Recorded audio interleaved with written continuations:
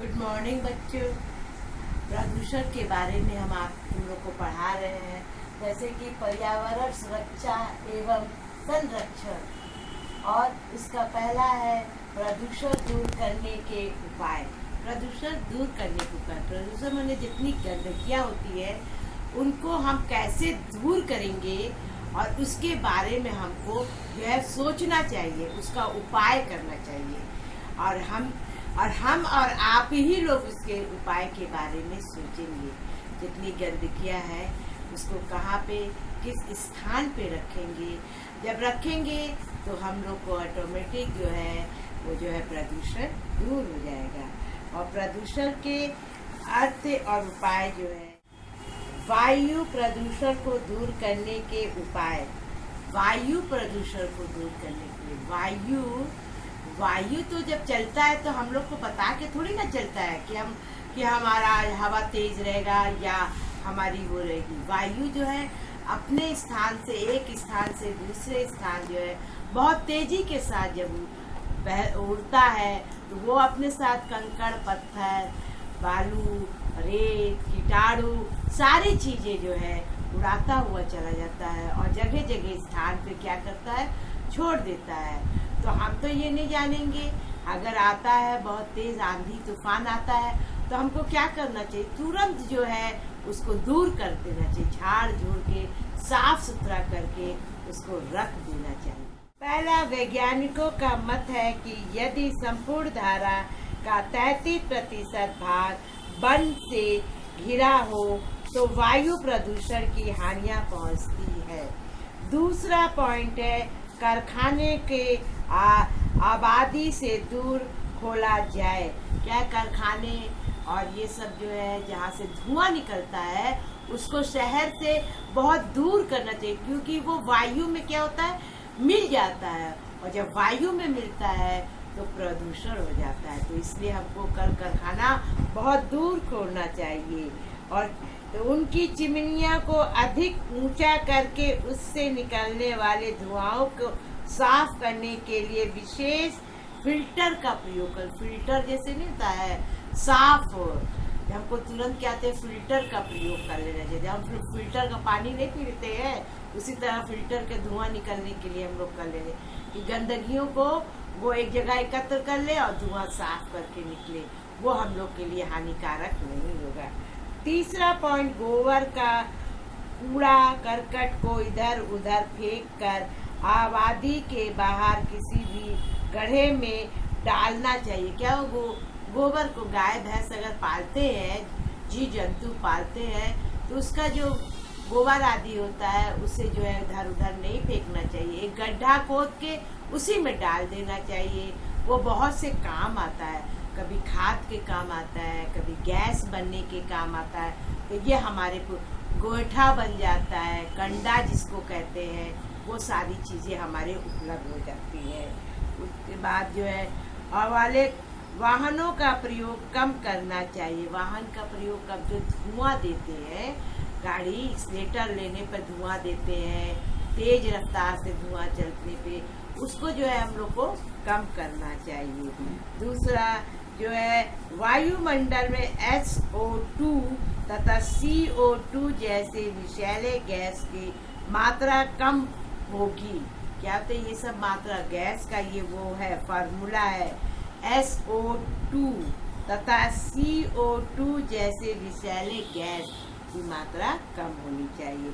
उसके बाद जो है दूसरा पॉइंट जो है जल प्रदूषण को दूर करने का उपाय। पहला, कारखाने से निकलने वाले जहरीले पदार्थ एवं गर्म जल को जलाशय में, नदी या समुद्रों में नहीं गिराना जाना चाहिए। क्या होता है, जो धुआं से गंदगी पानी, बिना पानी के कोई भी कल कारखाना नहीं चलता है, तो इसलिए उसको चलाने के लिए उसका जो है अच्छी जगह नल और उसका निकालने का उपाय अच्छा हम लोग को सोचना चाहिए और उससे जो होता हम लोग को होता है। यदि कारखाने का अवशिष्ट जल नदियाँ में गिरता है तो क्या होता है, हम लोग की नदियाँ से क्या करते हैं, हम लोग पानी पीते हैं ना, जानवर भी पीते हैं उसका बहाव। अब देख लो गंगा के किनारे किनारे कितनी गंदगी आती है, शहर का सारा कूड़ा करकट बह के उसमें मिल जाता है। और यहाँ तक कि क्या होता है कि लाश को जला के भी ऐसे ही बहा देते हैं। तो ये क्या है, लेकिन गंगा जल है, पवित्र है, लोग उसको मानते हैं, क्योंकि बीच का जब पहाड़ से जब धारा निकलती, जो बीच के धारे थे वो बहुत शुद्ध होता है, भले किनारे किनारे उसका होता है, लेकिन हम लोग को भी उसमें बहुत ज़्यादा वो नहीं करना चाहिए। उसके बाद जो है, जिन फसलों पर कीटाणुनाशक फसलों का छिड़काव किया जाता है, इन खेतों में बहाने वाले पानी को पीने वाले जलाशय से नहीं गिराना चाहिए। क्या जो कीटाणुनाशक का जो दवाई डाला जाता है ना, वो भी तो हम लोग के लिए जो होता है हानिकारक होता है, तो उसको भी जो हम लोग को दूर रखना चाहिए। आजकल क्या होता है, फल और आदि को पकाने के लिए कुछ न कुछ चीज पदार्थ लगा देते हैं, क्या होता है उसमें वो पक जाता है जल्दी से। ये सारे जो फलों को हम लोग को क्या करना चाहिए, बहुत सफाई से धोना चाहिए और तब उसको खाना चाहिए, प्रयोग करना चाहिए। जल प्रदूषण निवारण को दिशा में शासक द्वारा उठाए गए पग को और शासक एवं प्रभावशाली कारक बनाया जाए तथा गंगा शुद्धकरण योजना को और तीव्र करना चाहिए। हमने कहा गंगा को हमेशा जो है साफ सुथरा करना चाहिए, तब उसका पानी हम लोग उसको अच्छी तरह से पी सकते हैं। तीसरा है ध्वनि प्रदूषण को दूर करने के उपाय। ध्वनि प्रदूषण जो है आवाज करता है ना, उसके उपाय के बारे में हम लोग क्या जानते हैं। इसके औद्योगिक काल कारखाने को शहरों से और बस्तियों से दूर स्थापित करना चाहिए। क्या कि ध्वनि जो कारखाने हैं आवाज करते हैं खटर पटर, उनको जो है शहर से बिल्कुल दूर रखना चाहिए। वो ध्वनि पर जो आवाज होती है वो हम लोग को नुकसान पहुंचाता है, इसलिए उससे दूर रहना चाहिए।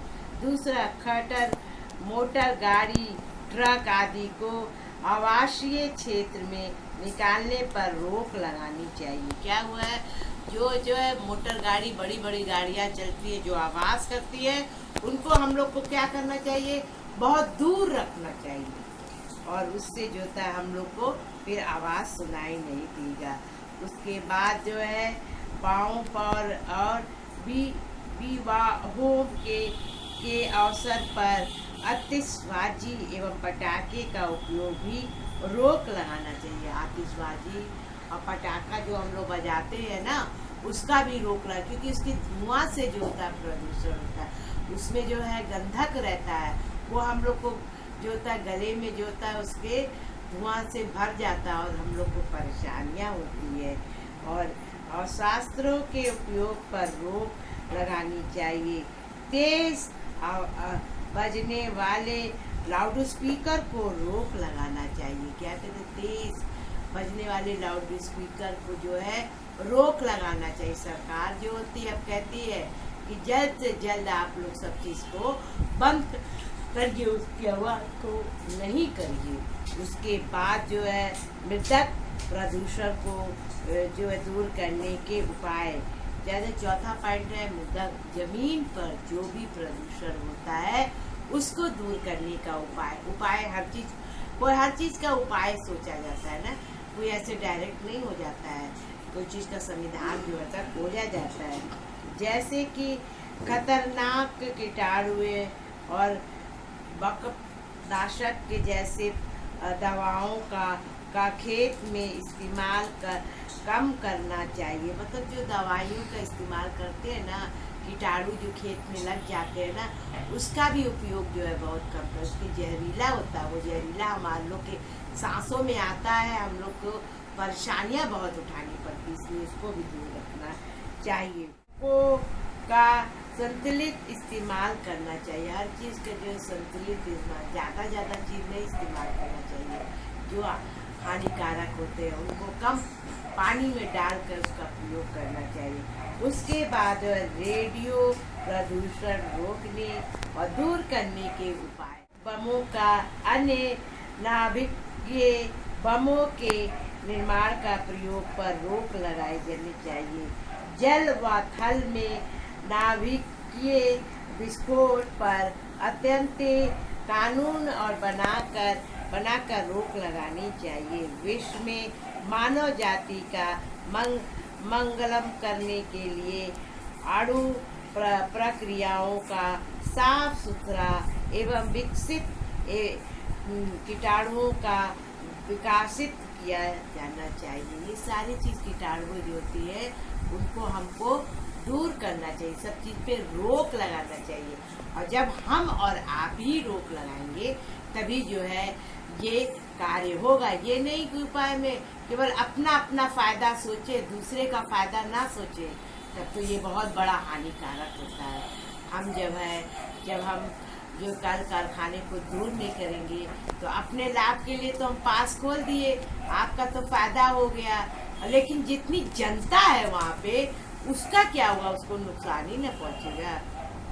जब जनता बीमार पड़ेगी, इधर उधर भागेगी, तो क्या उनकी परेशानियों को हम लोग नहीं देखेंगे। इसीलिए पहले से जब उपाय के बारे में किसी भी चीज़ का उपाय करते हैं तो बहुत सोच समझ के बनवाना चाहिए, बहुत सोच समझ के हर एक कार्य करना चाहिए।